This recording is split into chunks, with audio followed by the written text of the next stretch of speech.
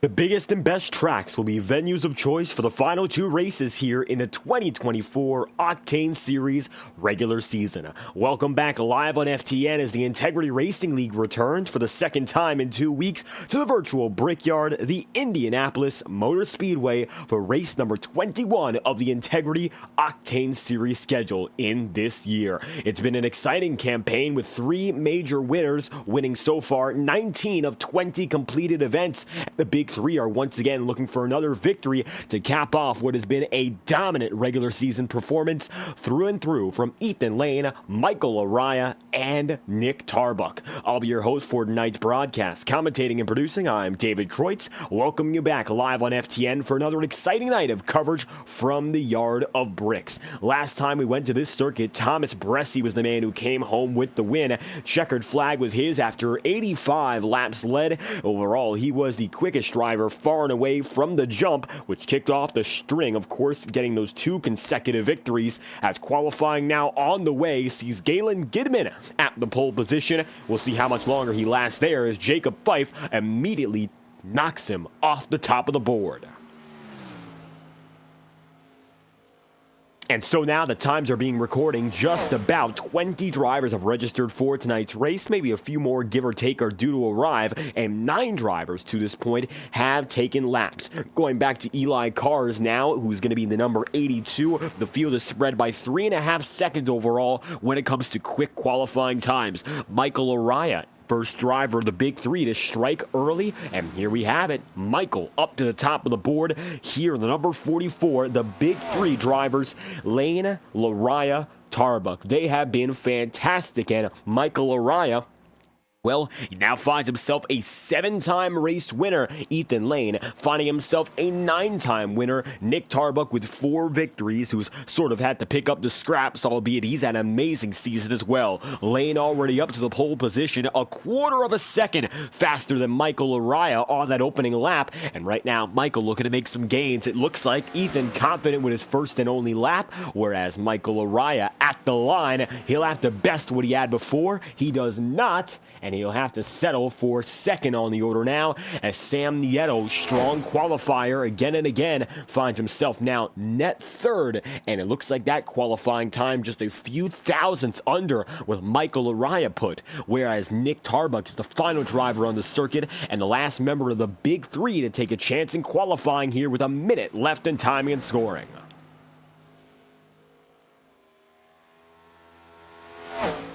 As Tarbuck makes his way around the back straightaway and into turns 3 and 4, 17 drivers have so far taken a time. 15 spots, of course, up for grabs in the Integrity OCTANE Series Championship. And since there have only been 4 race winners all season, and 3 of which have made the minimum participation requirement, there are an abundance of positions still open. 12 spots in the championship as it stands, of course, will be decided by drivers who have not yet won so far and might not win at all by the time the regular season concludes and we make our way down to championship style racing.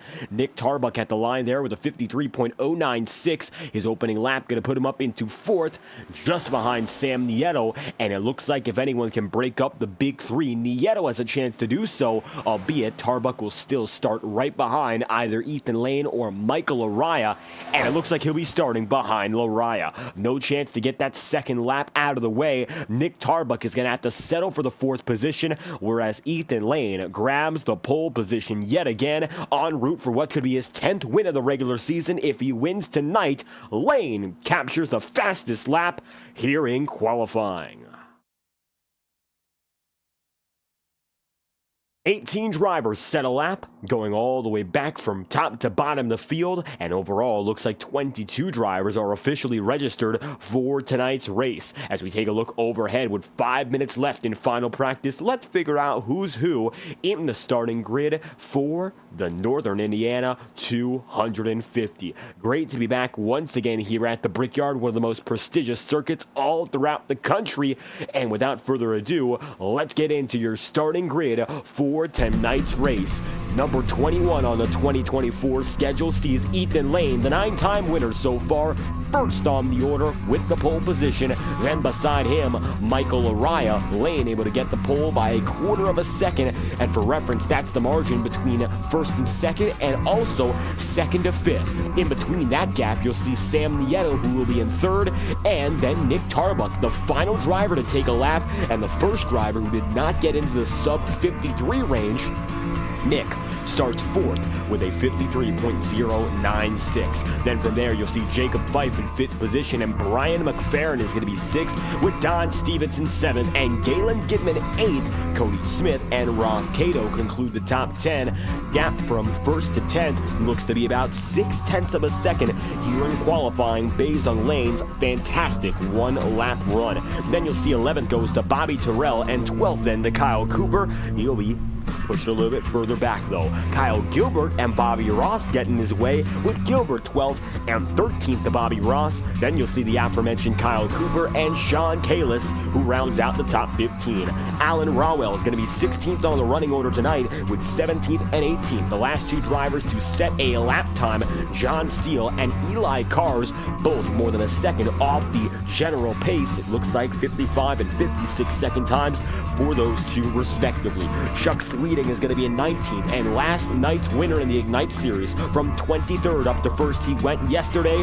Brad Patton will start in 20th tonight, and behind him only 3 drivers remain. That'll be John Gearbon in 21st, Randy Fiash in 22nd, and Jim Fife the 23rd and final driver on the starting grid here from Indianapolis. The Central Indiana 250, 100 laps on the table, and only one winner can come away in the most intense stretch of regular season racing all year long. So many spots are still up for grabs, and a victory could change everything. Since the minimum participation requirement, most drivers have already gotten through it, and so few drivers have won. The difference between winning and losing is massive now. Brad Patton would know that for certain. He's a 2-time winner in the Ignite Series, and despite his strong runs on Mondays and Tuesdays, he has still not yet found victory lane here, and everyone's been avoiding victory lane save for the big 3. And tonight, Brad Patton, he was able to work that strategy yesterday. He's bringing that knowledge in and hoping to go for the integrity sweep of the week. The only driver who's been able to attempt for it so far this year was Blake Cannon, and a little bit earlier in the season, you saw Justin Trombley come in, and he won an Auto Club in the Ignite Series and almost came away with the win in the Octane Series as well. Otherwise, no other driver has been able to successfully compete for the win in both series. Nick Tarbuck would be the only full exception. However, otherwise, you take a look further back to those in the field, really nobody able to make it into Octane Series victory lane, and that's been where all the troubles lied. Even though drivers can win in the Ignite Series, if they're running both series, odds are they have not made it to victory lane here. The Gen 4 stock cars, tricky to drive, they've got a lot of horsepower in them, and they've got that power, which makes it so only the best of drivers can really work it with finesse and ability from flag to flag.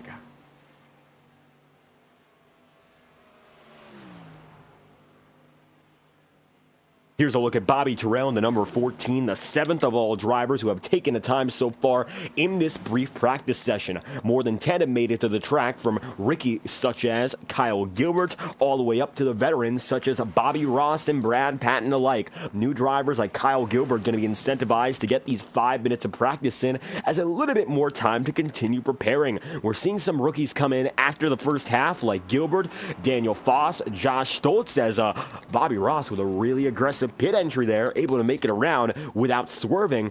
Luckily able to do so here in practice as everyone's testing those limits. New drivers and old alike have come back to the track, and tonight Bobby Ross is going to be one of the many who took a time. He comes though in second in this session, and Brad Patton will be the fastest in final practice. 1/4 of a second up on the rest of the field with a quick lap of a 53.175. Brad Patton finds himself up to the top of the charts in last practice, but he'll be starting 20th tonight by choice.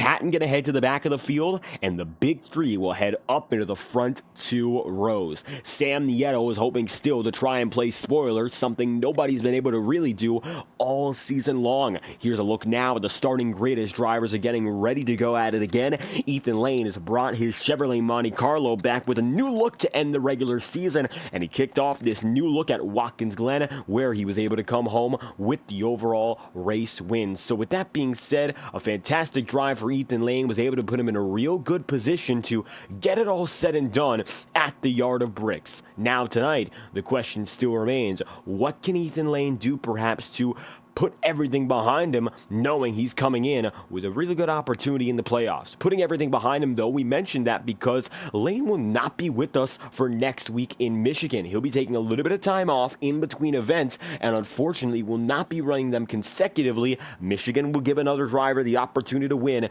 if the big three, of course, do not come around for the checkered flag, or fight for it, shall we say, as now the iRacing official pace car will let the field go through. Here's the number 54 of Lane on the front row, and with them, there's Michael Araya and company, now getting back on the way for one more pace lap.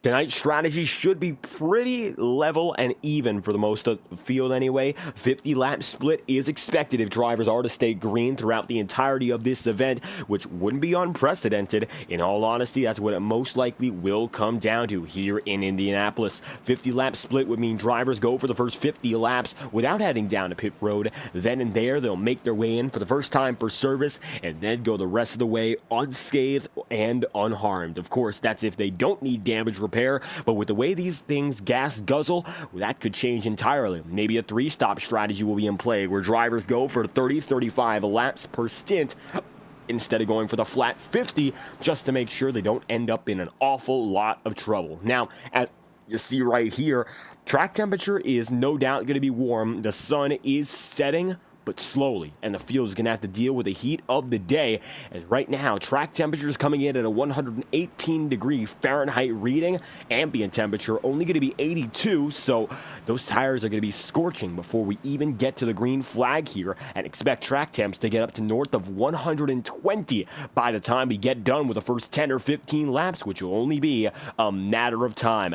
Across the starting grid, a total of 16 wins so far this season have been recorded. They have in themselves a 75% win rate, and add the man starting in fourth tonight, they have a 95% win rate. Looking to move it up further in the A+ category tonight, it's all about Lane and company. Michael Araya right beside him, and the 54 up in front. Green flag will fly yet again at the Brickyard. The 30th anniversary of stock car racing here in Indianapolis will bring Ethan Lane to the starting grid as your pole sitter. Green flag's gonna fly here from the Brickyard. Welcome to Green Flag Racing from the Central Indiana 250.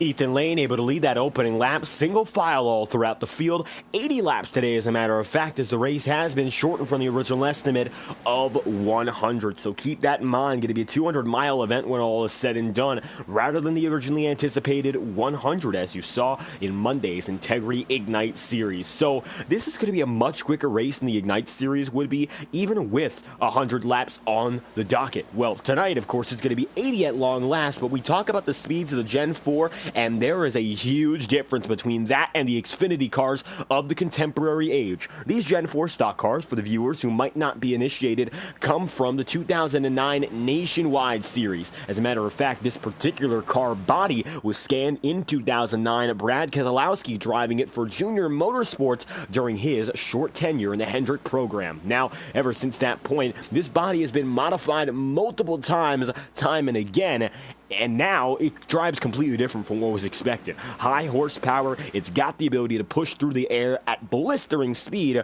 more than 600 plus horsepower. And in all honesty, when it comes down to the way these guys are driving, they're producing most likely 700 plus at any given moment, such as what we're seeing right now from the front of the field onto the back. Ross Cato going to be right now in 9th, Galen Gidman there in 8th, and with 80 laps on the docket, we might see a little bit of a switch in strategy, rather than, of course, going for the perhaps more aggressive strategy of multiple pit stops. We might see drivers cool it down for the first 40 laps, then come down to pit road yet again, and that will be all said and done for strategy tonight. The 40-40 split is not easy to pull off successfully, but if a driver, of course, makes the most of it, could be a ticket to victory lane, or at least a very solid position when all is said and done. The big three are running 1-3-4, or 1-2-4 now, as Sam Nieto is going to drop back then again in the 3rd position. And take a look now with Sam Nieto on board, and you'll see he's got himself comfortably behind Michael Araya, but nothing else to worry about.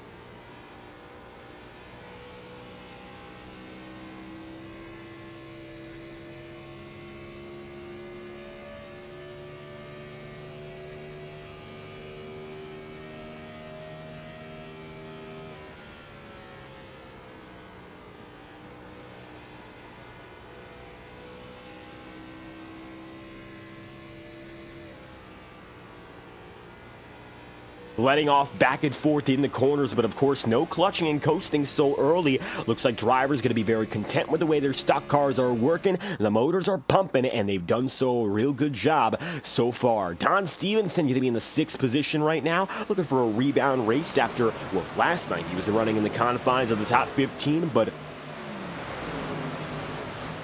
moreover, Stevenson desperately needs one of those good runs to firmly lock himself into the championship here. And if we take a look at the overall standings, you'll see where everyone lies. And the big three, of course, with multiple wins apiece, they are all locked in. Take a look at the front and the top of the board there. You'll see Lane, Lariah, Tarbo. But then there's guys like Bobby Ross, who was exactly on the bubble. Don Stevenson now is going to be locked in as long as he makes those final 2 starts, including today. So long as he doesn't get disqualified, Don will be good to go. Now you see Wetmore, 108 points up. Well, Tom is not with us tonight.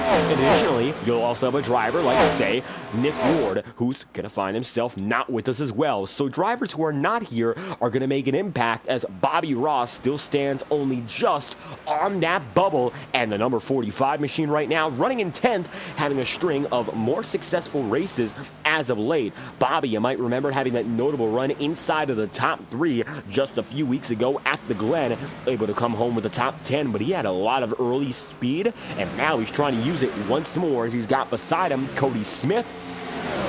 Smith stays on the high side, and to no avail so far for Bobby, as he gets a little bit of help now from Brad Patton, the hard charger, up from 20th to 11th so far. 2x2 going to be in the middle of the field here. Front runners remain single file, but it looks like a little bit more of an aggressive style racing developing from the back here. Let's see now what can happen with these drivers in the middle of the field. They've got a lot of time to continue developing, and they understand just that. So starting to group these guys together and perhaps get a little bit more of that group speed. The draft is going to play a major role in this race, whether the drivers are tight or not. And now that these drivers are far from separate, of course, they'll have an opportunity to switch back and forth and decide who will be their line leader. And right now, line leader is going to be Bobby Ross. Looks like he's going to be in control, getting himself up into 8th. So Ross right now going to be in those single digits, making his way across the stripe yet again ahead of Patton, Cato, and Brian McFerrin. Now Brad Patton's going to be up a total of 11 spots and looking for his 12th. We'll see now what the number 7 chooses to do, as opening through the first 2 corners here, every corner going to come out with, relatively speaking, the same degree of banking. However, 1 and 2 completely different, because turn 1, of course, you're coming in after a long straightaway. Turn 2, you're going, it's almost like whiplash right back into a short 90-degree curve as soon as you left one, and Patton now is going to leave Bobby Ross behind, making his way alone into 8th.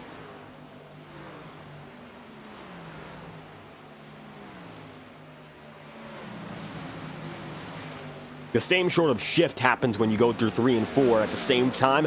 Down the back straightaway, you go for 3, and immediately out of 3, you get yourself set up for turn 4. A rectangular circuit Indianapolis Motor Speedway is, and so not a lot of variety that comes with it, but very easy to underestimate the track just because of its size. And here comes the number 55 of Fiash right behind Jim Fife. Jim, the oldest driver in the field, his son Jacob running up inside the top 5. We have not seen all too much of Jim Fife so far. The number 63 team oftentimes is a part-time competitor, been that way for the better part of a decade and a half now, but for Jim, hasn't made too many starts this season. I believe this is only his 3rd now, and while of course he's firmly out of championship contention based on that number, well, in all honesty, he's still doing what he's, of course, here for. Having some fun, getting some good laps in.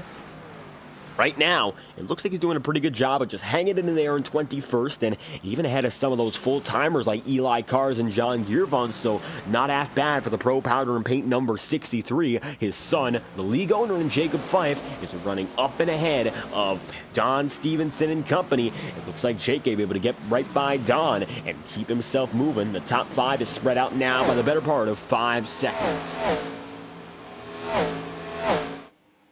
10 laps in out of 80. The back straightaway going to be the home to the majority of these drivers here, and you can see this long train from Brad Patton all the way down. It goes from Patton, who is in 8th, down to Chuck Sweeting, who is in 15th. Sweeting right now going to remain at the very tail end of this pack, letting the drivers ahead of him do a little bit more of the work. We see these two together a lot, Kyle Cooper and Bobby Terrell. Whether it's coincidence or otherwise, they always seem to find themselves on the track, and now they'll be battling for 13th here. It looks like Chuck Sweeting not having the same speed as he tends to in the Integrity Ignite Series. He's going to find himself once again lying back here, letting these drivers really get a feel for him rather than being all too aggressive and risky as one man comes down to pit road. That will be, it looks like, Kyle Gilbert, and Gilbert's going to do so after apparently slamming into the right side of his number 58. Kyle Gilbert in some major trouble here, and we're going to take a look back as Kyle's going to find himself now down to pit road and firmly in last place. Let's take a look back right now. Oh, that was nasty. Coming out of 3, Kyle Gilbert is going to slam up the 58. Yeah, there's no choice there but to come down to pit road here. He tries to get it away from Alan Rawell. He does a good job of just that, but he has to dive in, and a quick last-second entry is going to bring the 58 down to pit road with presumably multiple laps of damage based on just that one instance of contact here. He's 1 lap down as the field is going to fly right by him. As such, there's, of course, Sean Kalis passing by, Cooper there with Chuck Sweeting again, and now it's going to be Galen Gibman trying to battle with a Brad Patton, able to get by Bobby Ross, and this single file line is becoming a little bit more of those miniature packs back and forth. Instead of Bobby Ross being the leader, Patton still is, and it looks like now Bobby's got a few drivers he's got to hold off in particular. This is the battle now for 9th as Ross Cato's looking ahead, trying to get into the head of the number 45. Take a look off the back end of Bobby Ross here, and you'll see clearly quicker Ross Cato through those corners.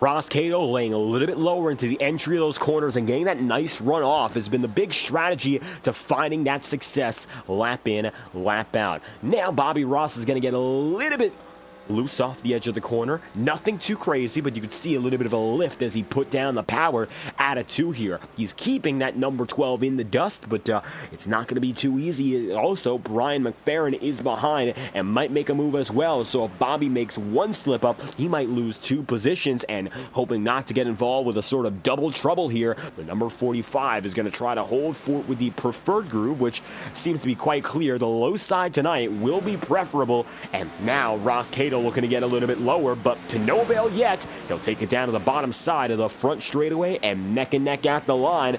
Ross is going to have the advantage, and Cato now is going to have to come through. Bobby going to let it slide and go up high, and here comes Brian McFerrin right there with. Let's see how Bobby Ross reacts to being up on the high side here. Does a pretty good job through turn 1, just trying to keep it almost dead even as possible. But Ross Cato definitely having that better run coming into the corners, which gives him just enough power out to really not have to worry about what happens next. Here they go again, side by side down the back straight, but I think Ross clearly has the advantage now, and Bobby's going to have to lay off.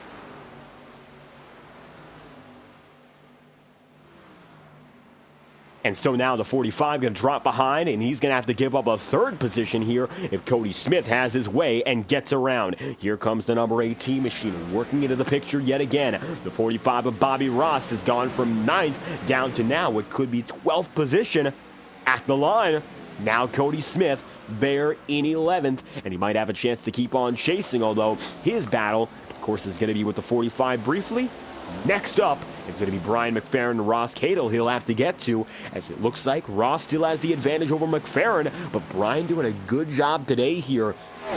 And this might be one of those good races that perhaps helps him get into the championship picture all over again. Top 10 run, it could be one of Brian McFerrin's best so far in the season, and the Under Armour 07 lays just under the top 10 for only so long. Getting now just ahead of Bobby Ross and eventually Cody Smith there too. It looks like now he's going to have Ross Cato to help work with as Ross tries to rekindle the flame and get that top 10 streak going just before we head into playoff contention. One last race in the regular season coming up next on FTN next week. Same place, same time, Michigan International Speedway. And the big faces of this season, well, the ones who have won all the races, they're running first, second, and third right now. Ethan Lane's the man who's leading again. This could be his 10th win. But for those who might not be a fan of all the repetition, well, Ethan Lane will not be racing next week, which means while he does have the most wins, he will be effectively relinquishing control of a chance to fight for the regular season title, and instead will give the opportunity to a guy like Michael Araya or Nick Tarbuck, or maybe for the first time since Blake Cannon shot out of the scene, we might see another driver make their way through. Maybe. It's all hypothetical for now, but who's to say that does not happen? Bobby Ross now going to be continuing his fight, although it looks like a downward trajectory. He's going to have to wiggle one more time, and now it's going to be Chuck Sweeting making his way through. That's the number 75 up to 12. So Ross beginning to struggle on the set of rubber he's got. Mind you, the weather is going to be very punishing to those who are racing hard. 118 degrees Fahrenheit still, and as the track slowly but surely continues to cook up, tires are going to be leaving that rubber down and getting things burnt in. Don't expect it to be easy for all too long. If it is right now, it will not remain that way. But that's going to be for the first half of this race. The sun is setting, as we said, rather quickly. And by the time the checkered flag falls, we might see the temperature fall perhaps down into the 100s, not the 110s, and all that difference is pretty minor. It might mean a lot for the drivers who try to go for that second stint to be a little bit more aggressive. Those who might want to make some passes, such as, well, let's talk about a driver who needs to make some passes right now, Bobby Ross. Or how about we talk about the drivers who are right around him? 11th down to 14th, Bobby Terrell has lost a few positions, and I'm sure he'd love to gain a few of those back. 15th down to 16th, Sean Kalis. 14th to 15th, Kyle Cooper. And overall, one of the biggest losers in position today, well, 12th to 23rd, Kyle Gilbert, who's now 5 laps down and on the track again. But that damage, of course, is what did him in, and otherwise, Kyle has been running just fine, although he's going to need a big break to perhaps perhaps make his way back into the swing of things here. Of the top 10 right now, only one driver within it is running out of it. That is Cody Smith from 9th down to 11th, and the man who took his place, so to speak, Brad Patton, and he's been able to carve in from 20th all the way up into 6th. So Brad Patton once again doing Brad Patton things. But we mentioned, although it doesn't mean he's necessarily relying on them, oftentimes his strategy goes better with the yellow flag in hand. He got it 35 laps into our 140-lap race last night, and he took off from there and was clearing away the best driver with the most well-rounded pace. He'll need a break like that, though, to really even up the tire.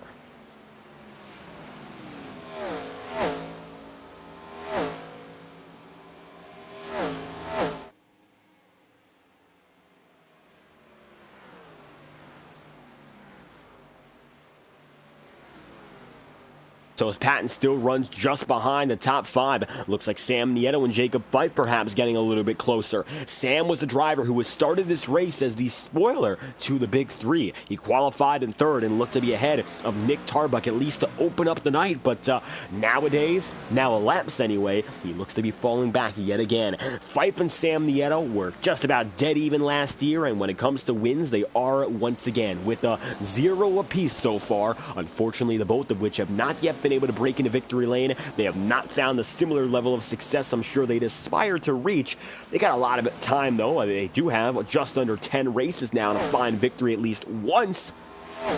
But time is ticking, and it's clear now that there are 3 drivers at the front of the field who are simply put the class of it. Nobody else seems to be able to compare. Nobody else seems to have the capability to continuously run at such a high level of speed, race in, race out, and even when one of these drivers falters, the next one steps up, and the next one after that usually seems to be waiting right behind. Now, as Jacob Fife gets closer here, a battle that's in the now would be a little bit further back, and that would involve Alan Rowell and Sean Kalist. Kalist has a little bit of right side damage here, and that's influencing what's going on. So I don't think Sean's got enough in the tank here to maybe hold off Alan Rowell any longer. One driver just went down to the pit road as well. That will be Galen Gidman, and with them goes Cody Smith. So they're going to come in rather early here. I'm not sure what the game plan is. 20 laps in, out of 80, and nobody else going to come in with, but it looks like a quick move down and in for the number 9, and we see Gidman, Smith, and Jim Fife is going to be passed by Sean Kalist, only for Kalist to come down and in as well. Your first 3 drivers coming down and in all at once in the Central Indiana 200 here. It looks like first 3 to go down for regular green flag pit stops. Ethan Lane right now 21 laps in, out of 80, still the leading man, and Michael Lariah remains just about a half second behind. Lariah has not left all too much room for Ethan Lane. Although the gap has been spread, it's not as if he's lost a lot of time, and that minor difference is all that Lariah needs here to maybe try to keep himself in the towing distance, all while not getting that dirty air so he doesn't have to burn up his stuff and have to worry about tires, have to worry about running the right line. Instead, keep it going, wait for the right opportunity, and we might see one of the better opportunities come up with lap traffic now as Smith and Galen Gidman alike come back on the track, and Gidman is due to be a dart that interferes with these top 3 drivers as he's right behind the 44 Lariah now.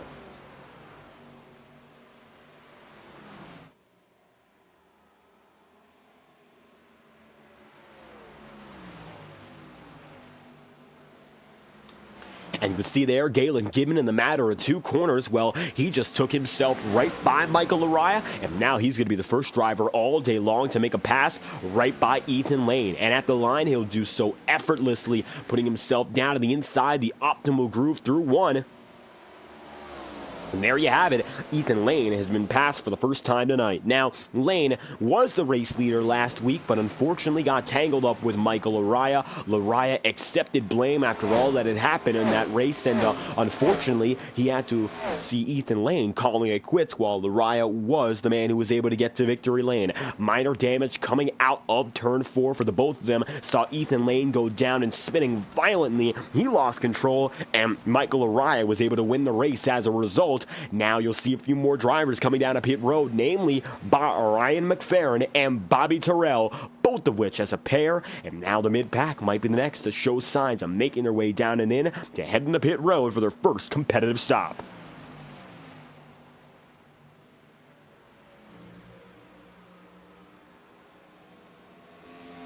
Pit road bound is going to be Brad Patton. As you can see here, Cato stays out, Don Stevenson does, and Chuck Sweeting too.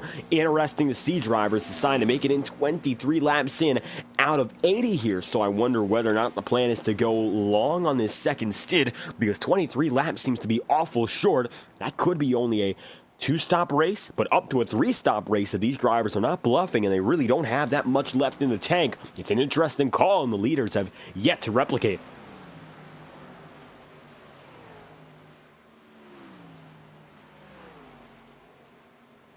Lapper Cody Smith going to drop to the inside here, and he's going to get himself back on the lead lap, and taking Brian McFerrin right there with Ethan Lane. Going to have to concede yet again here, and it's almost like watching an advertisement for new Goodyear tires pass by you every time those lappers cape themselves back to the lead lap. So much quicker in the corner, so much more efficient with the way they're using their power. They don't even have to go 100% to best you at the hardest level of effort you put in. They'll be able to do that much quicker every single time, until of course you decide to go in and buy into their sales pitch. And that's how it is for a driver right now, watching and waiting for the right time to buy, right time to hit the market, and then come back out onto the field. It's like a virtual economy, shall we say, of tire. If you have the resource at the right time, you could strike big and come home in victory lane. If you don't, it'll mess you up, and you'll find yourself on the back foot waiting for the next chance, the next race, to reclaim what you once had. So now, all but 14 drivers have gone down to pit road at least once today. Now a lapper's going to come in again in Eli cars, but the leaders still remain all together and have decided not to yet make it down and in. Chuck Sweeting, though, is going to be the one driver who opts out of that plan. Chuck is going to make it through. It looks like Sean Kalis is going to look at it, but does not go for it yet again. And after a 25-lap stint, here comes Chuck, 75 machine, making his way in from 10th on the order. What I'm interested most in hearing right now is the in-car audio from Ethan Lane. He might give us a little bit more insight to what the game plan is, so let's hear something through turn 3 and 4 and see if there's anything worth hearing.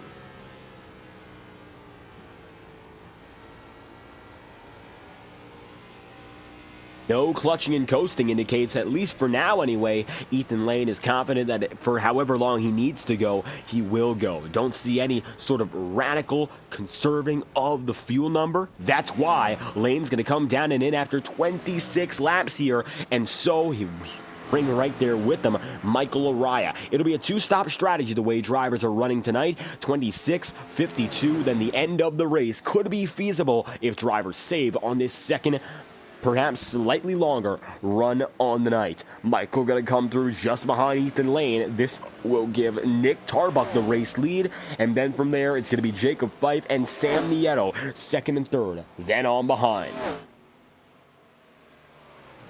So now it's going to be Nick Tarbuck getting a chance to at least lead one lap here, get the bonus point, and then head down to pit road. He'll be sailing in most likely sooner than later now, as your leaders have decided to make that choice to head down and in. That's going to be the signal that I think will wake almost everyone up, because in that coming lap, multiple drivers went down and in. Alan Rawell did. Cody Smith decided to opt in, and now here comes Tarbuck making his way through. While Jacob Fife decides to stay out, Sam Nieto will follow the 4, and so now another group of front-running drivers make their way to pit road, and that's going to leave Sam Nieto with no choice. Don Stevenson is going to decide to stay out, and it's going to become a 50-50 split. Jacob Fife deciding to run long to make sure he'll be safe to go the rest of the way on only one more pit stop. All the while, Don Stevenson looks to be doing the exact same thing, and your net race leader, tentatively anyway, is Galen Gidman. We'll see where Ethan Lane and company came out, but it looks like they definitely came out a little bit further behind.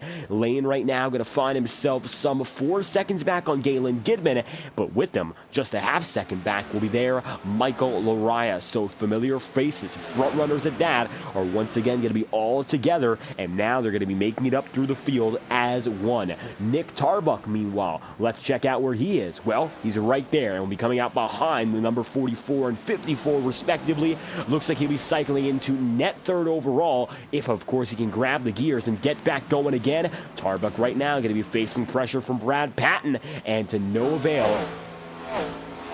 Nick Tarbuck will have to go for a little bit of a comeback drive here. He has a younger tire, but does not have the track position. We'll see how much more important one lap serves to be as the race goes on. Don Stevenson to pit road, as is now Jacob Fife. Both drivers come together, and as they make their way in, it looks like now Fife will be the final driver to head into pit road with Don Stevenson there in tow. Galen Gidman will be your overall race leader at the line, and as the 9 comes through, it'll be once again the 36 out of commission as your race leader.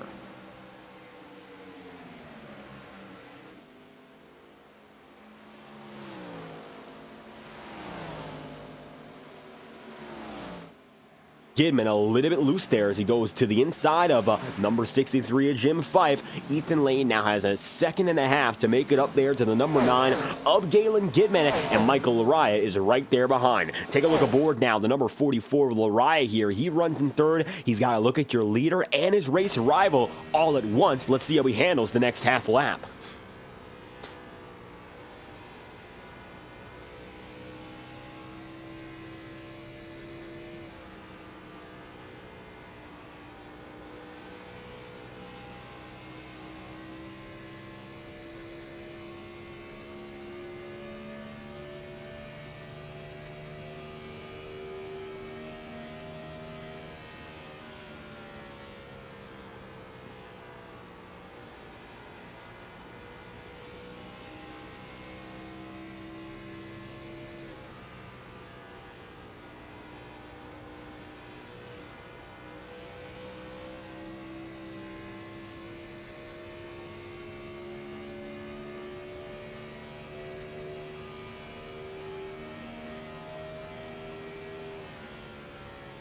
All over the back bumper of Ethan Lane, and now pulling out at the right time, side by side into 3, but now it's going to be the 54 looking just ahead of Michael Lariah. No longer vice versa. Lariah will take the lead from Lane, and it looks like this time no contact between the two drivers. Instead, Lariah now going to lead the charge toward Galen Gidman, while Nick Tarbuck is going to have a chance to make his way around Brad Patton. That is the battle for net third place, and it looks like it will be little a battle if Nick Tarbuck's younger tire hangs on, as we predict it will.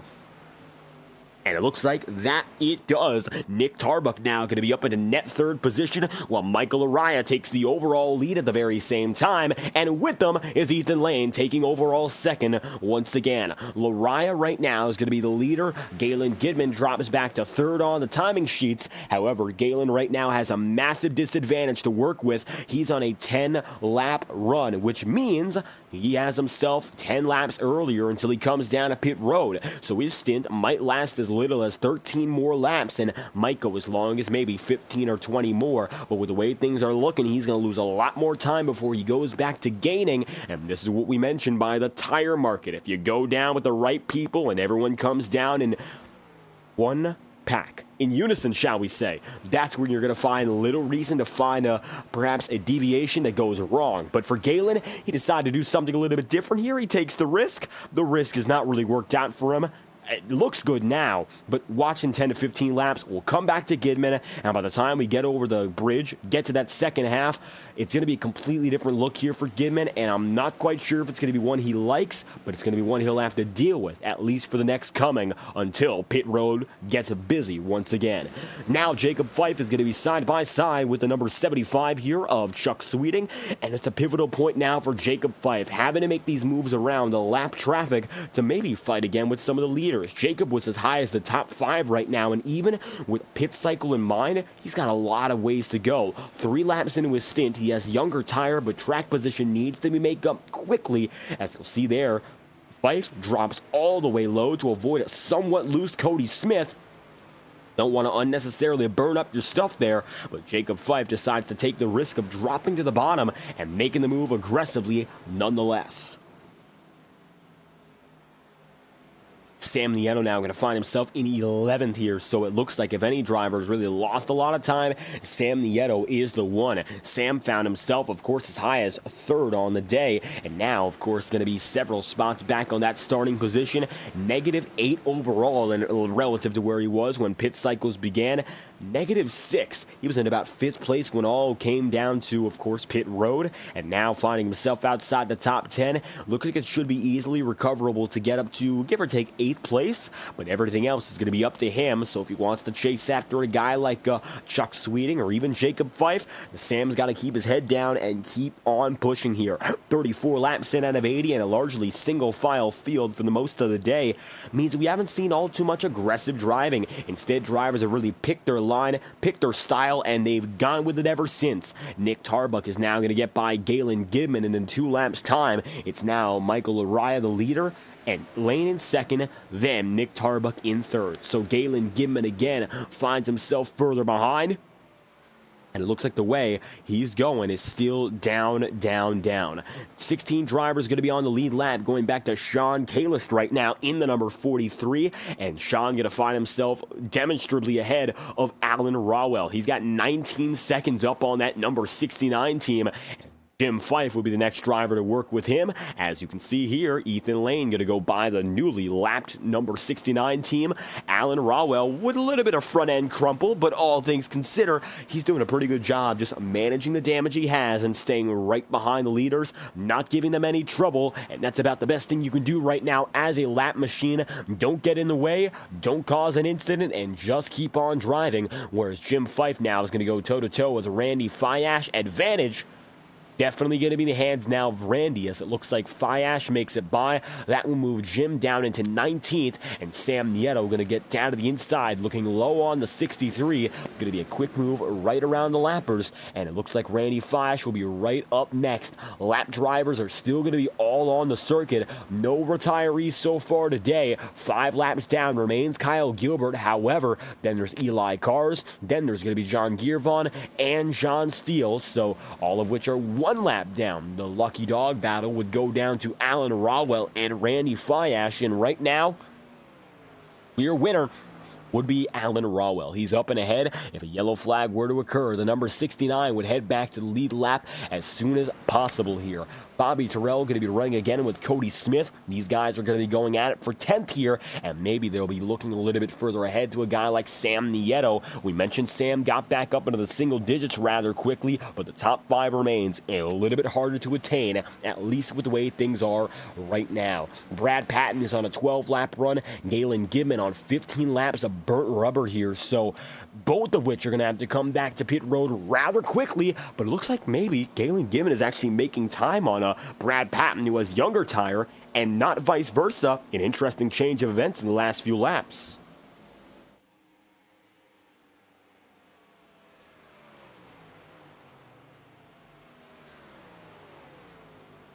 And if the trend holds this time by, Galen Gidman was definitely a few tenths of a second slower that time by. However, the case, we'll see what Brad Patton can do here as he gets just ahead. 54, 55 second laps. That's what we're looking at right now throughout the field. Talking about Ethan Lane, that time through, he ran a 54.307. Not a bad lap in the slightest compared to most others on the track. And a matter of fact, it was the quickest lap that time by. However, his fastest lap coming in a 53.004 in race conditions, which is as well the fastest lap in this race. And the gap between his quickest and his most recent in only 10 full laps turns out to be a second and a third here. So Ethan Lane right now, of course, he's going to find himself further back. And now he's got Michael Araya doing his thing up in front with them. Michael Araya, that time, Brian, running a 54.59, more than a second off of his fastest lap as well. 38 laps in out of 80. And tire wear proves to be the name of the game here tonight. If you can manage it, that's, of course, preferable. But if you can't, pit road might be your only saving grace. Jacob Fife just got back inside the top 5, making it by the ailing Galen Gidman, and while showing some brief signs of recovery, Gidman is still dropping like a rock here, now down to 6th, and it looks like by the time we hit lap number 40, he might be in jeopardy of losing 7th or 8th, as here comes Chuck Sweeting and Brian McFerrin as a pair. And Chuck, quiet today, has been able to make his way up in the 7th here with some of that strategy finesse. It looks like the undercut not preferable, and the long way has done the most, paying the most dividends and giving these drivers the best chances. Ethan Lane, of course, having to go in a little bit earlier than Michael Araya. Looks like that didn't quite work out. The undercut from the leaders on down has not been the move, and instead prioritizing younger, later made rubber. That's the way to go, and most drivers seem to be following by it that are successful successful up and in front. Not bad at all for Chuck Sweeting, who's in 7th now, nor is it for Brian McFerrin, who is in 8th, even though these drivers right now might not find themselves in perhaps the most competitive positions to go out there for a top 5 or a win or a podium or anything of that nature. Good points days are massive as well, and they mean an awful lot in the scope of the championship, maybe even more than it seems race after race. When we talk about the picture one more time here, take a look on your screens and you'll see the overall championship standings for this season as they come in to tonight. Well, right now, Bobby Terrell finds himself net 20th on the order. Sean Kalis is going to be 19th. John Giervon there in 18th. In all honesty now, of the drivers who we see consistently week in, week out, just about every single one of them are inside of the bubble and don't have to worry about falling any further. Randy Fiash is 41 under Bobby Ross, and Ross right now is running considerably better than Randy is tonight. So it looks like so long as Bobby Ross just keeps doing what he's done, he won't really push Brian McFerrin out, but maybe just push himself a little bit further up rather than really demoting anyone out of the championship race. Meanwhile, here comes down and in Cody Smith, the number 18 machine, making it to pit road after a 19-lap stint. What a short one that was. Either way, it looks like now 40 laps in, drivers are considering a split of and going further. It's a little bit questionable, but Cody Smith is going to do something here and maybe break the race up into 3 pit stop stints. Confusing, but as it stands, the question becomes, what's the game plan? 41 laps in out of 80 so far, and Ethan Lane and Michael Araya have given Araya a chance to lead, and now he's the man up in front with 40 laps to go.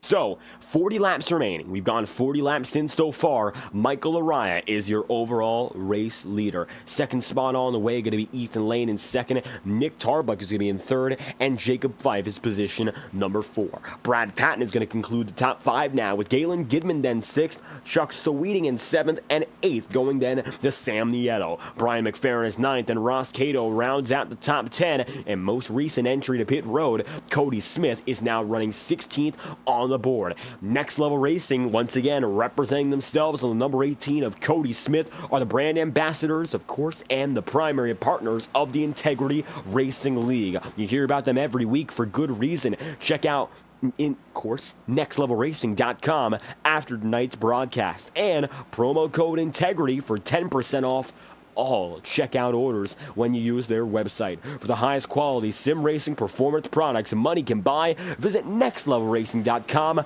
serving the best sim racers since 2009. We'll be right back after the following message here with 39 laps to go, courtesy of our friends at Next Level Racing.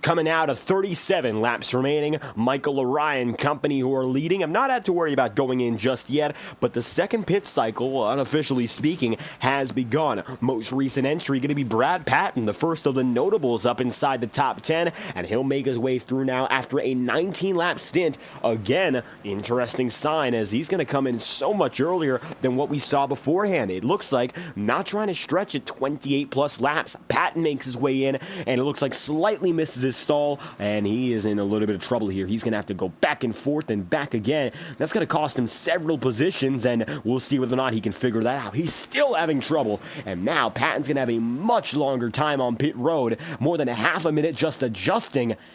tricky. I don't think he's going to be up there battling inside the top 10 any longer. And so now another driver going to make it through to pit road, but that time with a lot of worrying. Brad Patton going to be making it back on the way, but he's going to go one lap down after all the shuffling. Now Brian McFerrin is going to leave Don Stevenson alone in the stray. Ross Cato decides to stay with, but here comes McFerrin down to the inside. Here we go again. It's the 07 making his way through in ninth on the order. Well, as he came down anyway, he should cycle outside of the top 15 when he makes his way off of pit road. 18 laps in for both Michael Araya and Ethan Lane here on their respective stints, and if they follow the trends of guys like Brad Patton, they would go down to pit road soon. But take a listen. I think now that we see Ethan Lane is clutching and coasting.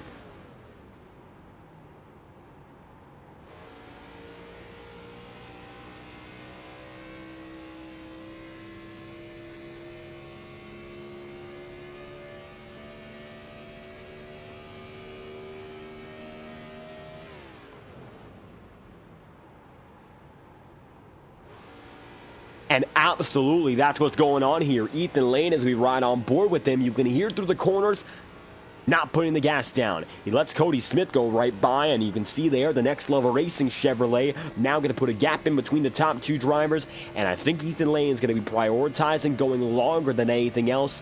Very little reason to see that radical change from a 25-plus lap stint down to something lower than 20. And I think now Lane and Michael Araya alike understand, well, Michael Araya really close there with Cody Smith. I'm not sure how he feels about that one anyway, but he'll let the number 18 go down low, and now he'll decide to work it up on the top side. I think both drivers here know one thing. They can make it to that very last leg without having to worry all too much about fuel, as long as they are very careful here for the next 5 or 6 laps. At the line, side by side, Ethan Lane going to be boxed out, but he decides to put himself up there intentionally. Can't quite make a position out of it, and so the number 44 of Michael Araya makes his way through turns 3 and 4 yet again. This time with the lead, about a car length and a half back is the 54 of Ethan Lane. Now there's going to be a total of 13 drivers left on the lead lap, a few of which have just gone down to pit road. Now the 8 machine, 8th position anyway, Ross Cato begins to battle Don Stevenson just ahead of him here, the gap between which a quarter of a second.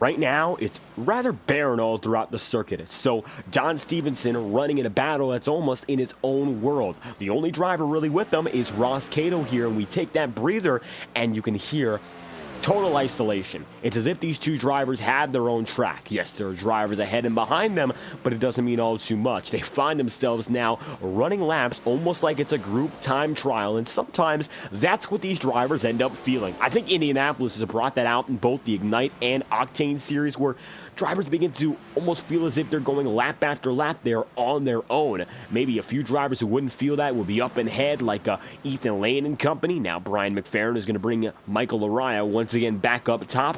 These drivers are mired in the mid-pack of the lappers alongside going against each other, so it has not been easy at all. And now Ethan Lane looking to get the lead back. That he does, and moving up ahead with 33 laps to go. Ethan Lane let Michael Araya lead the majority of the stint, only to take it back again. And now he's got himself a commanding quarter of a second lead as he jumps up to the front of the field again off the back of the lappers and McFerrin and company. Brian now going to be back on the lead lap, and drivers have a right to battle to get up there. Ryan did what he must. Sean Kalis makes it into his stall rather quickly. 4 tires and fuel looks to be what's necessary for the 43 team to keep on going. Nothing out of the ordinary, and going to keep things traditional here, as with 32 laps to go, Lane is going to be leading. And now Brian McFerrin battles again with Bobby Terrell. Looking up top, here comes Bobby, and it looks like it's going to be a quick move for Bobby to get out of the way. He comes and goes. Here comes now Brian McFerrin back into the frame. He's going to be in 13th right now. Ross Cato is still dealing with Don Stevenson. They're going to be going at each other 7th is still on the line, but I think now Don Stevenson is almost entirely guaranteed that he has what it takes to hang tough in this fight and keep himself advantageous. Now, coming across the stripe yet again, Don Stevenson still going to be just a few tenths up, as now another driver opts in. That's going to be Sam Nieto in the number 2. 8th place on the order for Sam Nieto, going to make his way down and in, and now drop a few spots with it, but it looks like this will be his final pit stop if he manages things correctly. 21 lap stint with 31 laps to go. I'm a little confused as to how these drivers are trying to approach things because very few even attempted a 30-lap stint, let alone got close. So 21 laps into his run for Sam Nieto. He makes it in with 31 laps to go. It might be possible to succeed based on those numbers, but really there's no guarantees right now. And I think with the way these drivers are going at it, they do not expect to go all the way.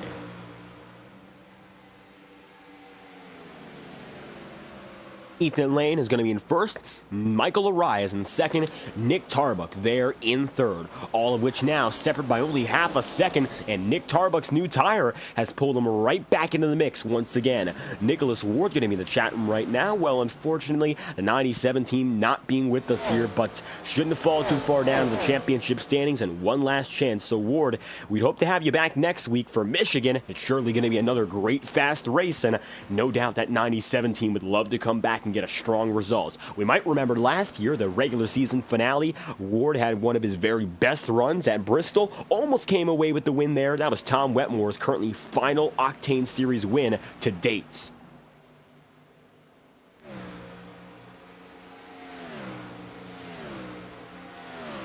Lane now at the helm, and he'd have to go less than 30 laps from this point onward to collect his 10th of the season. 52 laps in, out of 80 so far. Brian McFerrin is going to be battling with Cody Smith here. And it looks like McFerrin with younger rubber able to put that number 18 behind him. Cody Smith now drops back yet again, this time into 12th. The battle was brief and it was as short as it gets. Now it's going to be the 0-7 machine of Brian McFerrin up ahead, one spot out of the top 10, while the closest battles still remain up in front here. This top 3, 1, 2, 3 in points, 1, 2, 3 in wins. In every conceivable metric, they are the best drivers, hands down. Ethan Lane, Michael Araya, and Nick Tarbuck. Lane this season has embodied the checkers or wreckers, not mentality per se, but he has ended up sort of a checkers or wreckers driver. For all of his top 10s, more than 90% of them have come in the form of victories. And of course, that's not the best average to have when you think about it, because if you're not winning, oftentimes you find yourself, any other position. So if you're outside of the top 10 on those races, you're losing a lot of points that could have been gimmies if you just stayed inside of that top 5. Lane tonight, of course, the stark contrast would be the 7-time winner, Michael Araya, who's maybe on the cards to go for win number 8 tonight if he gets away with the victory. He's been the model of consistency while being one of the best all-time drivers in a single season in Integrity Racing League history. Had it not been for Ethan Lane's return, Araya would be the all-time winningest driver. He is second on the book right now. Ethan Lane has 10 career wins. Araya, in only one season, has gotten himself up into 7. So overall, Araya with a standout rookie campaign. And as it stands, Nick Tarbuck is going to try to go by him for the second position. Nick is now going to try to look for number 5, which would put him up there tied for 4th on the all-time wins list, or rather move him up ahead to tied for 3rd. Remember, Nick Tarbuck won once last season, as did Ethan Lane. Who would have thought that the one-time winners who battled each other at Iowa would come back in such a big way and battle literally every race?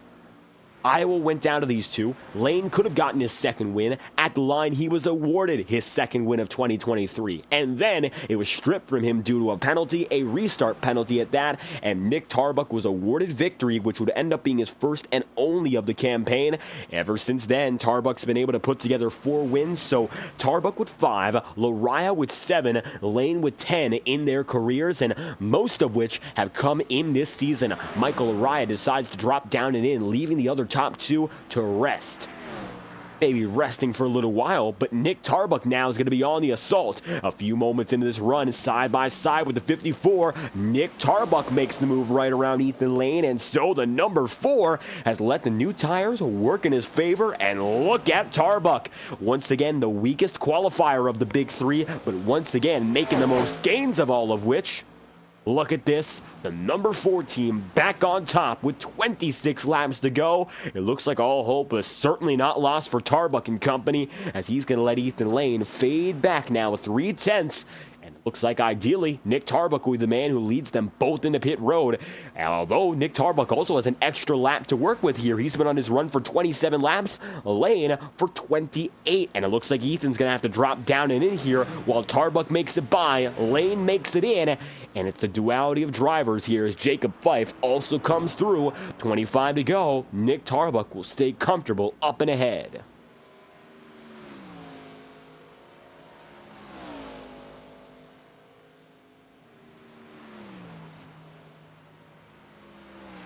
25 laps remaining for Nick Tarbuck, your new race leader, for the first time at the head of the field. He's got himself now advantageous over Don Stevenson, who's very far behind, and pit road is where all is going on now. Here comes Ross Cato, and he's going to come in from 5th on the order, and let's see who makes it out first here, Lane or Lariah. It looks like, well, Michael already went out, but now he's going to be rounding the front straightaway. Will Michael get a chance to beat out Ethan Lane? That's the question.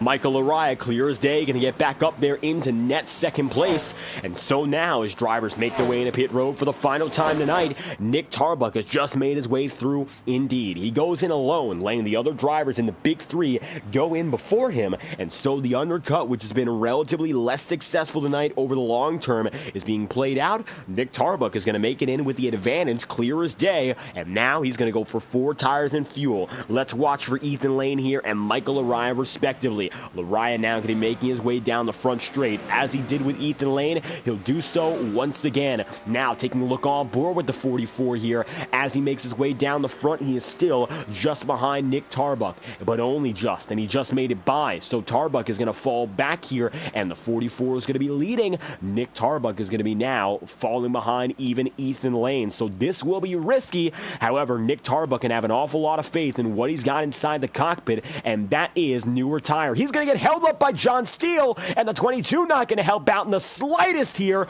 Oh, this could be the trouble that puts Nick Tarbuck's race-winning chances to a halt. John Steele right there with them, slower on exit, and now Tarbuck has to get back on the way. Gap from him to Ethan Lane and Michael Lariah, 5 seconds.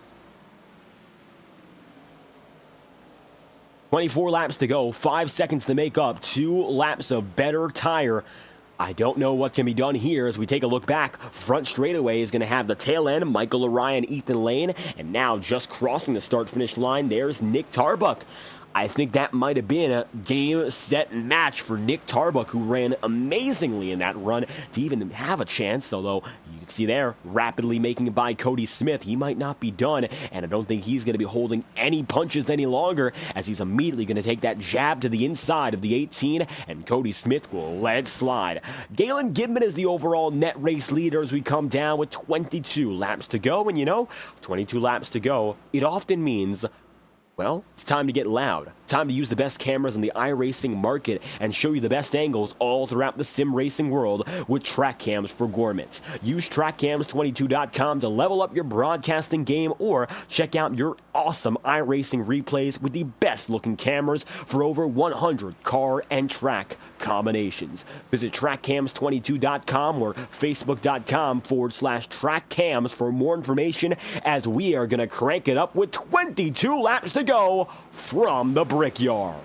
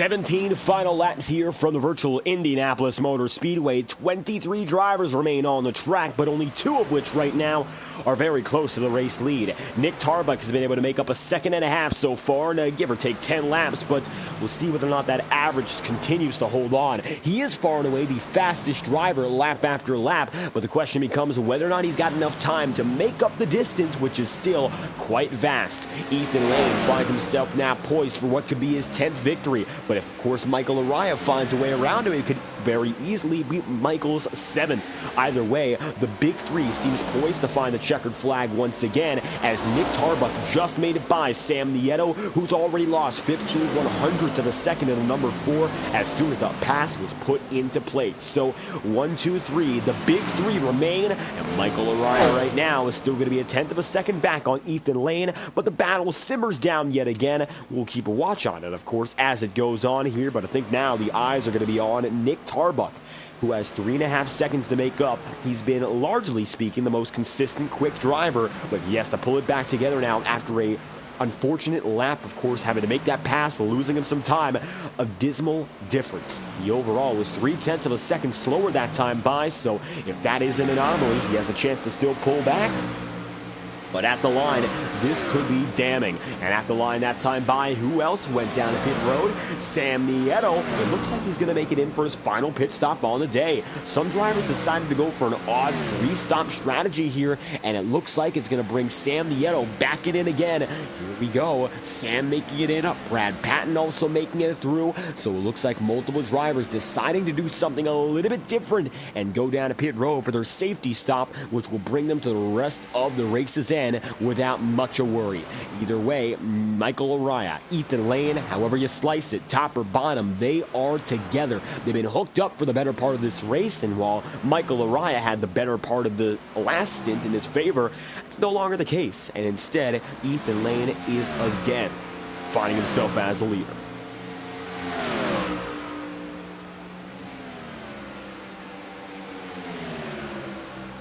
Lane is going to be leading, Michael Araya second. Nick Tarbuck now third, and he's gained about 1/10 of a second. Nothing too crazy with respect to gains, still having to deal with lap traffic.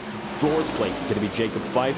5th is going to be Chuck Sweeting, and Ross Cato is in 6th, with 7th place being Don Stevenson, 8th and Brian McFerrin, 9th is Kyle Cooper, 10th is Bobby Ross, rounding out the top 10. Then in there, 12th place is going to be Cody Smith in that number 18 machine, and right now, just beyond the confines of the top 10 for Next Level Racing, we'll bring you the rest of the night's coverage fully uninterrupted from here after our final messages from our friends at nextlevelracing.com. Visit Next Level Racing's website and use promo code Integrity for 10% off of all checkout for any hardware product as we return for the final time. Broadcasting the Central Indiana 250, here's a word from the Integrity Racing League's premier partner, nextlevelracing.com.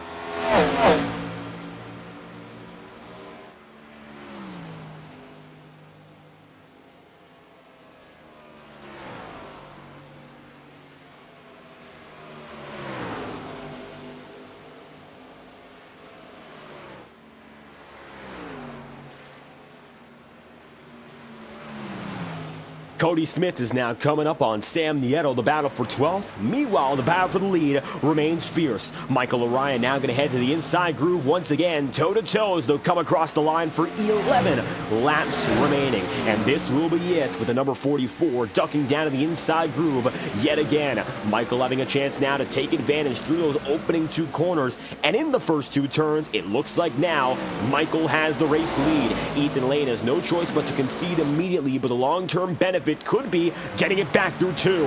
Now to the inside, Ethan Lane decides to go for that quick crossover.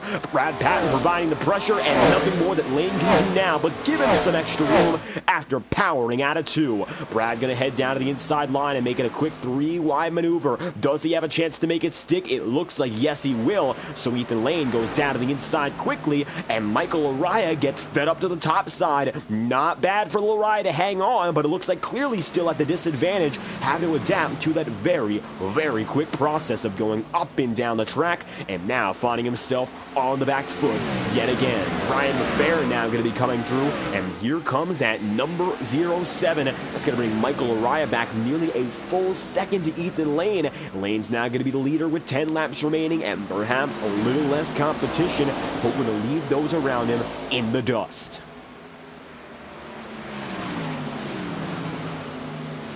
10 laps remaining.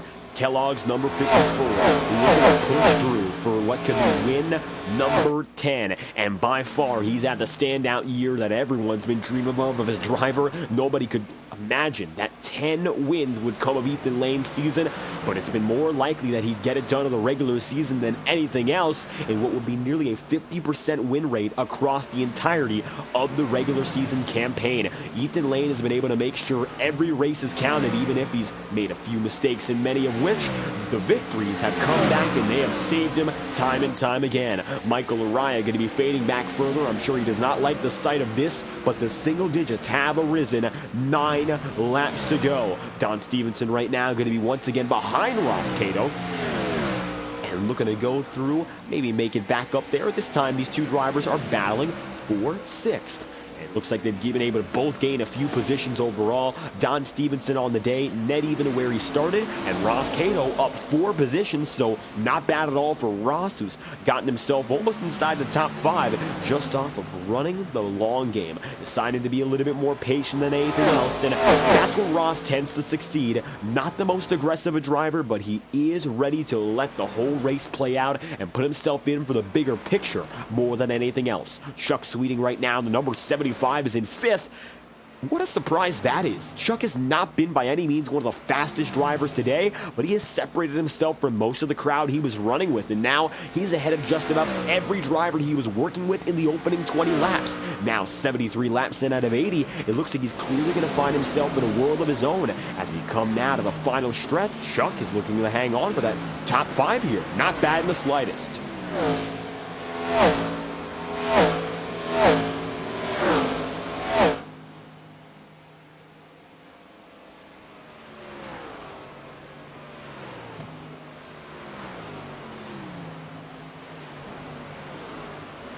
So Ethan Lane now 8 laps to go to pull it together. It's going to be next time by the lucky 7, and the lead has dissipated between Lane and Michael Araya. Only just 0.8 of a second is the way it goes now for these two drivers. Nick Tarbuck has made up the better part of a second in the last 5 laps, but he still has 3 full seconds to make up here, so unless he's magically much quicker, there's very little use, of course, in trying to go all out here. Michael Araya, of course, going to be in 2nd. Might be a little bit more of a feasible target, but it looks like, once again, Nick Tarbuck just a few moments away from what could have been an amazing 2nd stint to pull himself back into winning contention, but it looks like it just wasn't meant to be, unless, of course, the yellow flag were to drop here. I think Tarbuck, in all honesty, lost that chance for the win based on that pit road exit there, getting blocked up with John Steele and company, and that was the difference maker. Steele slower, Tarbuck definitely much quicker. Really get out of the way there. There's just about no room to make something like that happen. So, unfortunately for the number 22 team, just the wrong place and the wrong time to get involved with Tarbuck. No contact came of it, and Nick will be able to hang on for a podium so long as he just keeps driving without falling out of favor here. When we talk about falling out of favor, we mean a wreck or something unexpected. Or Don Stevenson in number 47 once more. He's got Kyle Gilbert right there with those two drivers, not yet side by side, but perhaps now Kyle has a chance to maybe take it right down and under on him. Admittedly, it looks like right now Gilbert is still not really competing for much of anything because he's 7 laps down. Troubles for him tonight have been overwhelming and unfortunately have done him in since the very beginning. So Kyle Gilbert, really nothing else he could do but giving him props. Overall, he has been able to make it the entire race. 23rd and last, yes, but he didn't retire the car, and he's been with us since the jump. In all honesty, a valiant effort there for the number 58, and while not his day, definitely a race maybe to look back on with a little bit of pride. Not the best results, but as it stands, driver the number 58 machine still hanging tough.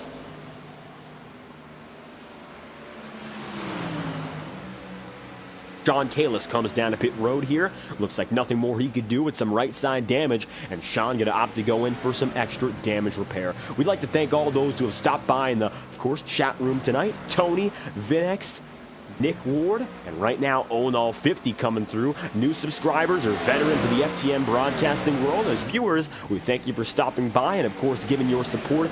Greatly appreciated as we're still seeing some good racing here. Cody Smith is going to let Brian McFerrin go right by, and Brian going to make it back inside the Baker's dozen, 13th and last of which for the time being.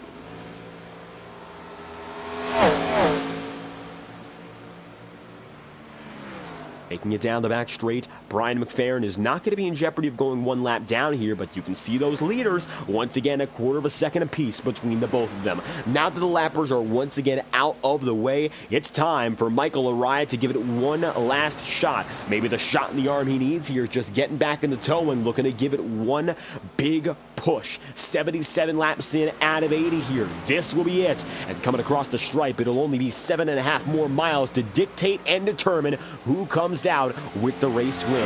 At the line again, make it now. 3 laps to go. Ethan Lane, advantageous. He holds fort now, and all he's got to do is just keep on driving the defensive line if he wants to come away with the win. He's there, leading with Michael Araya further on back. Araya's going to be in second right now. Less than 1/10 of a second away, though, the closest he's been all throughout this stint. It looks like he struggled to begin with, had the lappers getting in his way, couldn't quite make it around, and now he finds himself back with a little bit more of an aggressive kick to him. 78 laps in, out of 80. Coming through 3 and 4. Lapper Eli cars might make up the final difference makers of this race. He, the 82, the 54 alike, having to work around each other. Eli goes up top, will not give any trouble to leaders, and now with 2 laps to go, popsicle sticks. Looks like Araya backed off ever so slightly, and meanwhile, Lane was aggressive and made his way through. His presence was clear, and he just got by the number 82 of cars with no trouble.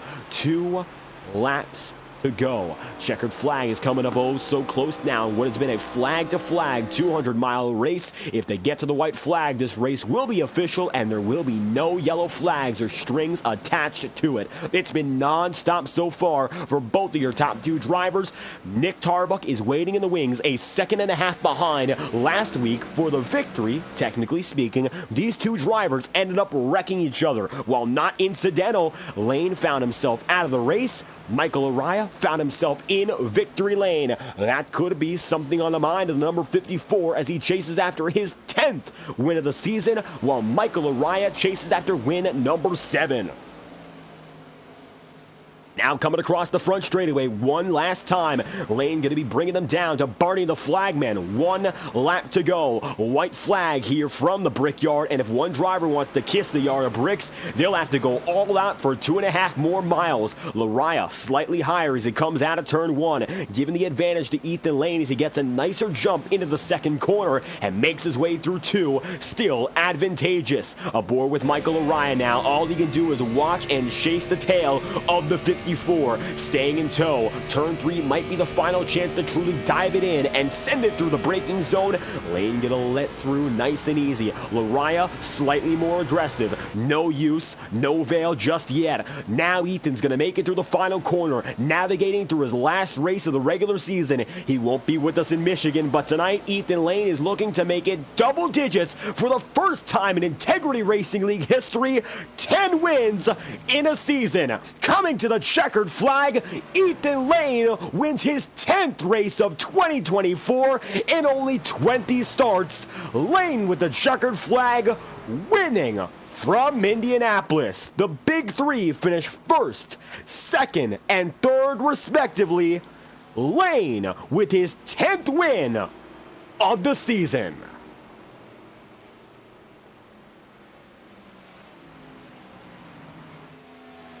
And even though he has only found himself in victory lane just under half the starts this season, it feels like every single time there's reason to be excited as Lane again outlasts those who had to fight him from the beginning to the end. Ethan Lane, winner from Indy.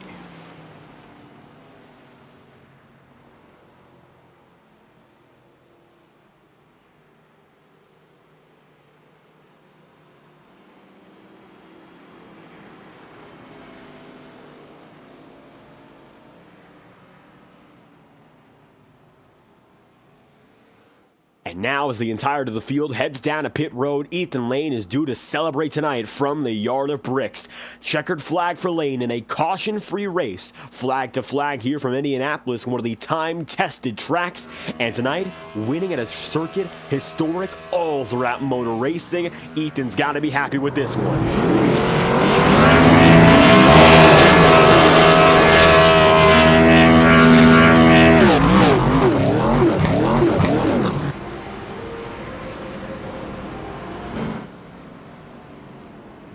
How about that performance? Drivers are going to find themselves parked all around the track, but there's only one winner.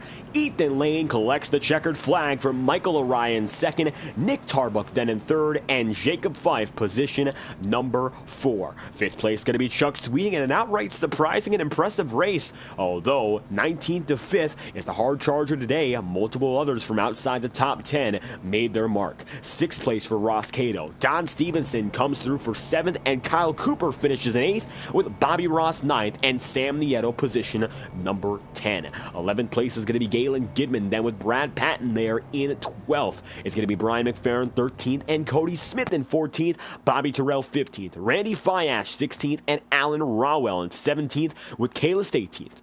Jim Fife 19th, and Jonathan Gearvon position number 20. 21st is then there going to go to John Steele, with Eli Cars 22nd and Kyle Gilbert 23rd, and last on the day, no retirees.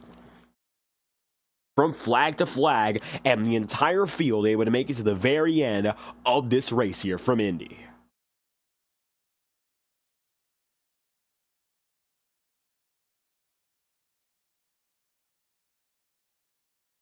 What a way to finish off what is, of course, going to end up as Ethan Lane's final regular season start. The checkered flag goes to the number 54 team tonight after what has been a very strong performance this regular season. To put it very lightly, all things considered, Lane is the man yet again, and it's about time we get a word from the driver who's gotten it done now 10 times this year, the most of anyone else in the championship by a wide margin. Now, of course, not able to race at Michigan, but what a way to finish off your regular season, and we were counting down the race wins to see if you could do it before the regular season came to an end. Ethan Lane, yes, you did. 10th win this season from the Brickyard, firmly the all-time winner, and of course, what a single season record it's been so far, and tonight was non-stop action. You really had to work for this one. Oh, definitely. I didn't realize I needed to save some fuel that first run, and we had to save really hard the second run, and it kind of worked out for us. We were able to kind of set the pace once we got by Michael the second run, or if we were ever behind him, I can't remember. But yeah, no, that was tough. Fuel strategy was certainly interesting, but yeah, that was fun. Michael definitely made me push a lot harder than I felt comfortable doing that last run, but I knew with 2 to go, I could just full out push and stay in front. You and Michael Araya really tethered there in that final run, and tonight multiple pit stops came into play. 80 laps here, so it looks like you had to definitely save some fuel on that second run. We heard you clutching and coasting back and forth. What was it like having to deal with, of course, pit strategy all night long and having to work with the fuel number? No, it was interesting. Definitely the hardest of work to saving fuel. There was a lot of the times where I was clutching all 4 corners just to save just a little bit more. But yeah, that was definitely fun. I haven't had that much fun in a while. Fuel strategy was really important. I didn't think about it. I thought it was a 2-stopper no matter what, and then I realized that first run. I was like, "Oh crap! I really need to save some fuel the second run." Saved about 29 laps, or made about 29 laps that second run, and then just saved a little bit more that final run. And that final run, you and Michael Araya, oh so close there. You mentioned having confidence in those final 2 laps. Was there anything else that really helped you out in getting up to the front and keeping it up there, besides, of course, that great qualifying run? Um, I knew once we got past Lariah on that final run, we could kind of set the pace with fuel saving. Um, I knew if I wanted to save enough, I could pull 2 tenths off corners, exit 2 and 4, clutch it at the 2 marker, just let it roll. Because I knew if he was driving it any deeper, he'd get my back bumper too soon, wouldn't be able to get under me. And then off 2 and 4, we hammered down the entire run.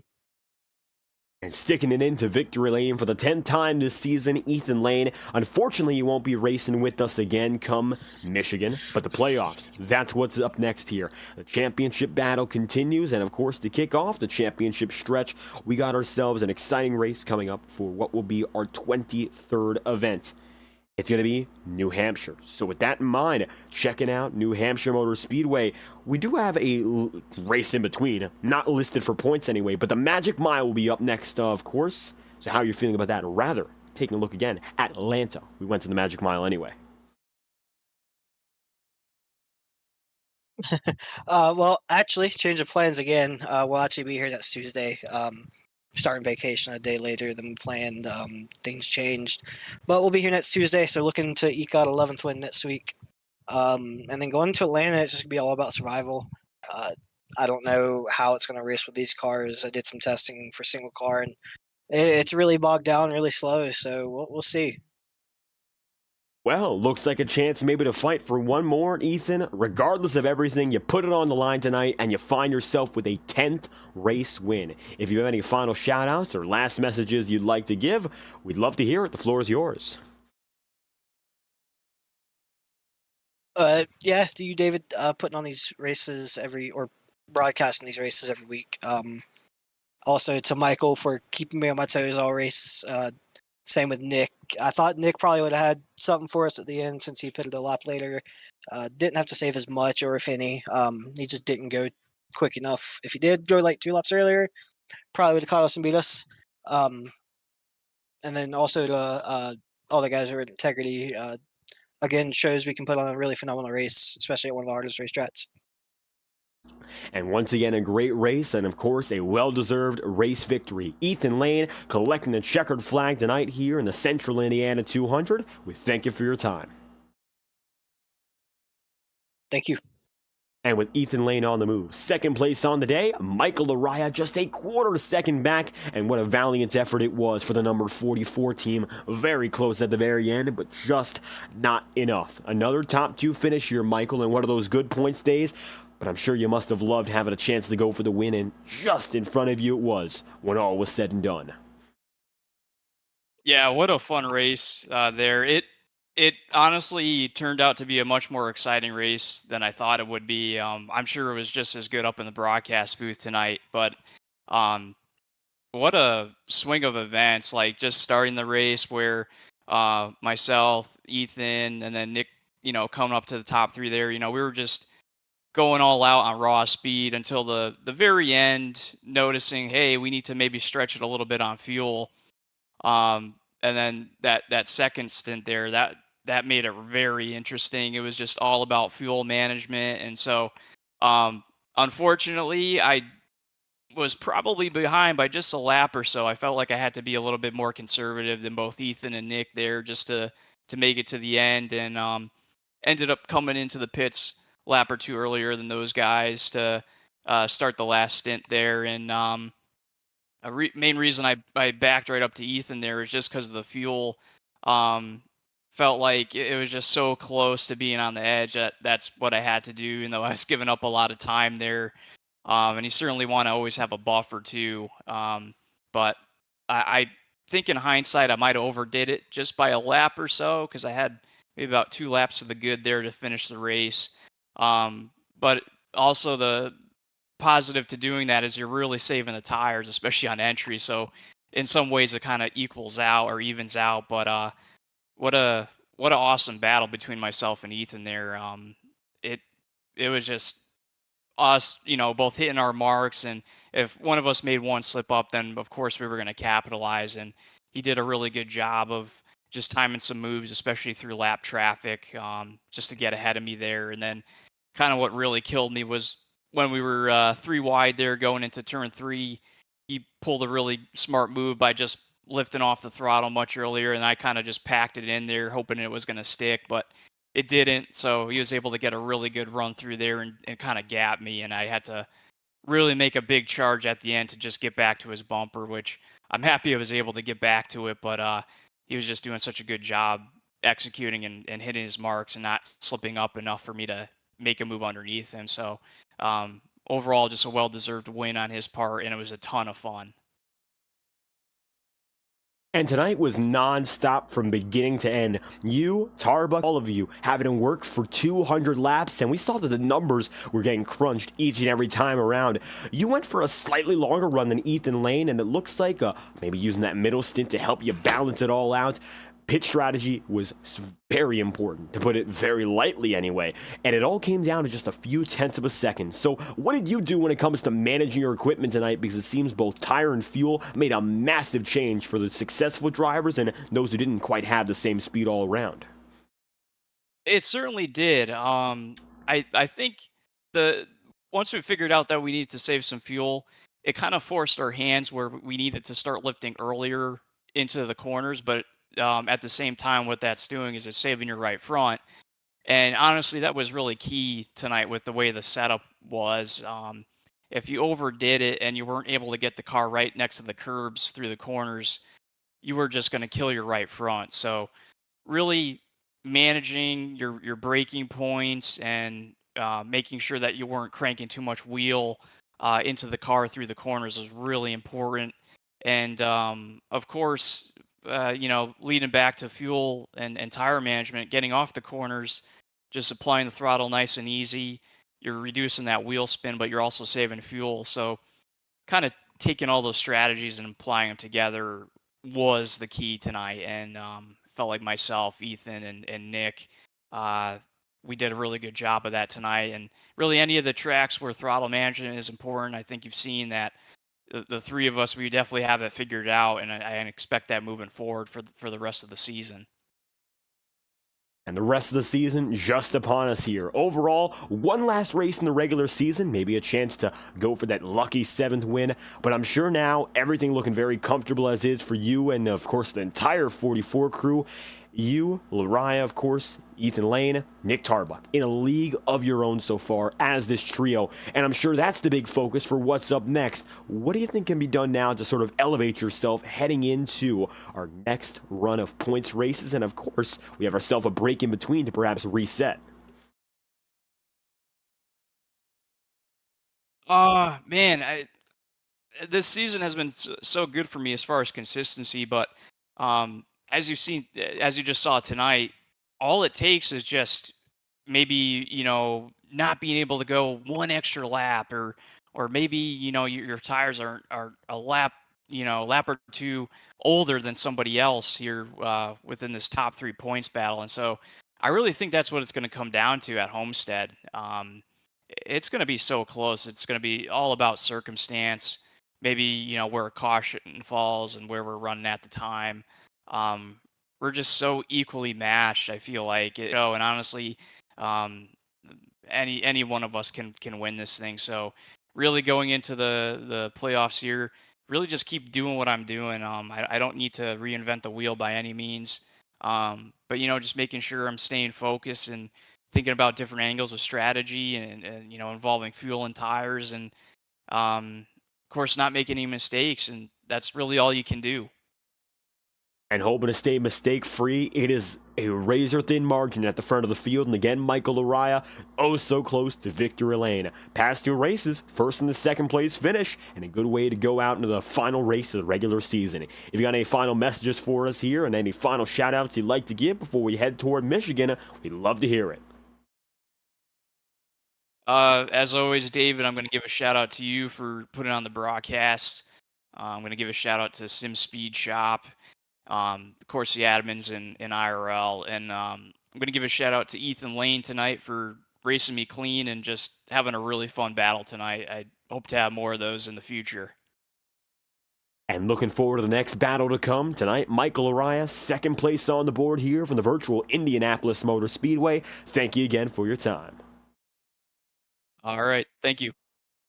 So Michael going to be on the move with one more driver to speak to, the number 4 of Nick Tarbuck, who might have been on the back foot for the majority of the day. Qualified in 4th and admittedly had to fight and claw to have that chance with less than 25 to go.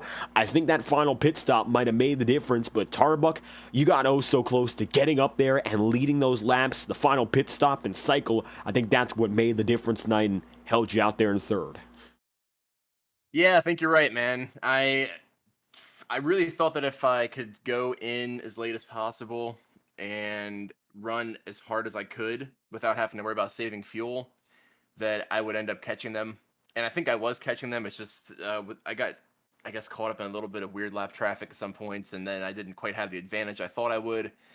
So it didn't really even out the way that I had hoped. I definitely think in hindsight I would have pit a lap or 2 earlier and then just ran my fuel saving pace, which ended up being just as fast as my regular pace, I guess, my fast pace.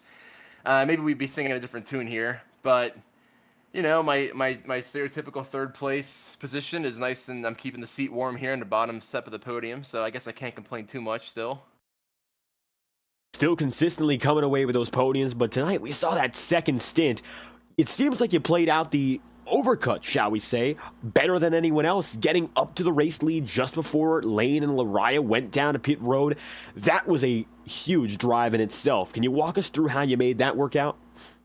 Yeah, so I think that benefited from everybody having to save fuel or run a certain pace to not, I guess, run out of fuel before the end of the race. Because we had to pit around lap 54 to 56, I think, if you wanted to make it. So that was a full fuel run. The last stint was not a full fuel run, which is why the results of that last stint, I didn't catch them and pass them. So my second stint was just a matter of me keeping it really calm on the throttle, letting it coast in the corner as far as I could, just keeping momentum at as much as I could without using any brake. And I think they had ran a little bit harder. So by the time the fuel run was actually over, I was able to catch them and pass them. And I think if we had a full fuel run, an extra maybe 4 to 6 laps at the end of that last run, I probably would have been in the same position. But I guess we'll never really know. But saving the fuel in the second stint definitely helped me keep my speed and pass him for the lead there. And what could have been with, you mentioned those few laps that could have been the difference. Tonight, though, 3rd place finish and one last chance in the regular season to go for that 5th race victory. A checkered flag, of course, you've gotten a few of which this season. You kicked off the regular season with 2 straight. How would it be to, of course, get that momentum and build up for one last before the playoffs begin? Yeah, man, it'll be awesome. I like Michigan a lot. Another fun, high-speed track. My favorite kind of tracks to race at. So looking forward to that, and I think that I can do pretty well there, but I think it's going to be another battle of just, the big 3, Ethan, Laraya, and myself. I think that's how these tracks have gone typically. So I do want to give props to Michael and Ethan again for running great races to come in 1-2. That's awesome to see that the powerhouses are still alive there at the front, and I'm lucky to be kind of picking up the scraps when they when they let me. But yeah, Michigan should be good. I think I can probably eke out another maybe top 3, and I can, if I play my strategy better, and save the tires the way I need to, I think I can potentially come out with a win. But it's going to take a little bit of thought and practice coming up in Michigan. And there we have it. Nick Tarbuck, third place on the day here from the Brickyard. One race to go in the regular season fight. Looking for race number 5 as a victory next week. If you have any last comments or any last thoughts before we head on to Michigan, make sure to let us know. Yeah, man. So I want to thank you for broadcasting, as always, putting on a good show for the fans. Thanks to the admins for putting on a good race. Great race from the league tonight in general. Caution-free with a really sketchy car there. That's really awesome to see. Thanks to everybody who watched on stream, mom, dad, my wife, the boys back home, everybody in the other Discord. And I think that covers it all, man. Thanks. There we have it. Nick Tarbuck coming through, getting the checkered flag. Of course, that would have been a possibility with that strategy. Long-term driver, making it work for a podium nevertheless. Thank you for your time. Thanks, man. Have a good one.